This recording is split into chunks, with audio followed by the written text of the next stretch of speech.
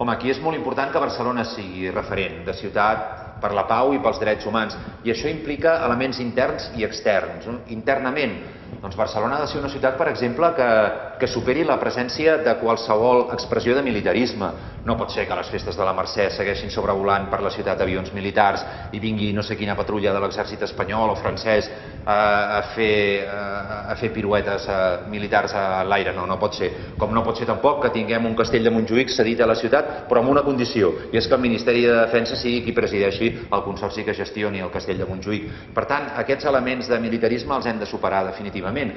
Però, a més, des de l'Ajuntament i des del conjunt d'entitats de la ciutat ens hem de comprometre a no tenir cap mena de tracte, d'acord, de pacte amb cap tipus d'entitat que estigui vinculada al militarisme i, per tant, a valors contraris a la cultura de la pau. A més, Barcelona és una ciutat que ha construït un moviment per la pau molt potent.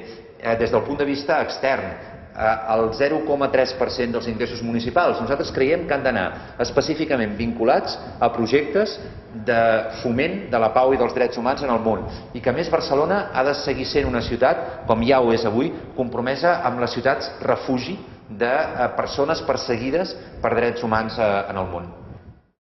Des de la nostra òptica s'ha de reconquerir absolutament el castell de Montjuïc i ha de quedar absolutament com a usos civils vinculats al centre de la pau, però aquest centre de la pau ha d'impregnar el conjunt de la ciutat i ha de facilitar que la gent faci actes, faci trobades de caràcter nacional, internacional, i anar eliminant qualsevol vestigi de militarisme que hi ha a la ciutat.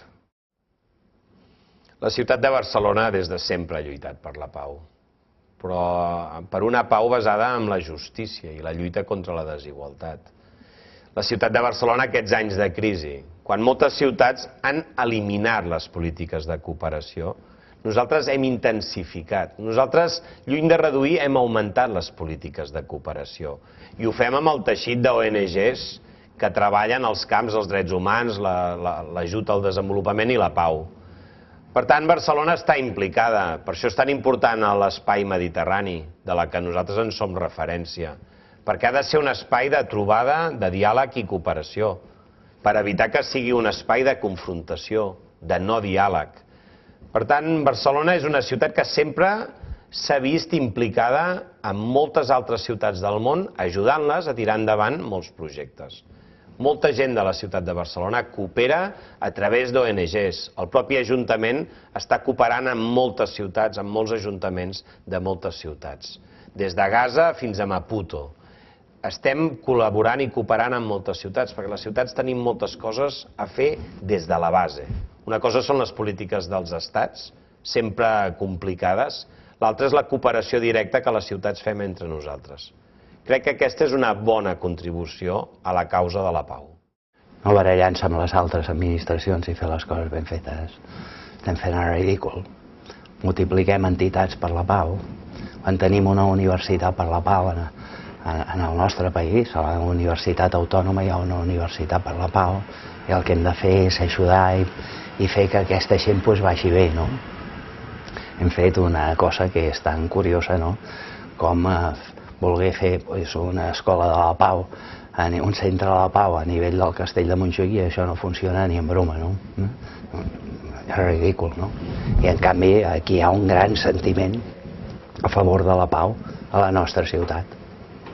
És molt important que la ciutat, com Barcelona, participi en eines, en xarxes internacionals de la pau. De fet, nosaltres creiem que s'ha de potenciar aquesta feina, aquesta tasca de Barcelona, aquestes xarxes internacionals de la pau. Però també podem fer molta feina a nivell intern. A Montjuïc, per exemple, s'ha inaugurat fa poc un centre internacional de la pau. Des del Partit Popular també creiem que aquest centre internacional de la pau s'hauria d'enfocar també molt més a la gent jove i molt més a la ciutat, perquè tothom, els ciutadans de Barcelona, puguin gaudir d'aquest centre i puguin treballar, assistir a les conferències i als cursos que es donen en aquest centre internacional de la pau. I finalment, doncs creiem que Barcelona ha de ser capdavantera en lluitar no només per la pau, sinó també per la democràcia i per la llibertat en qualsevol país i en qualsevol indret del món.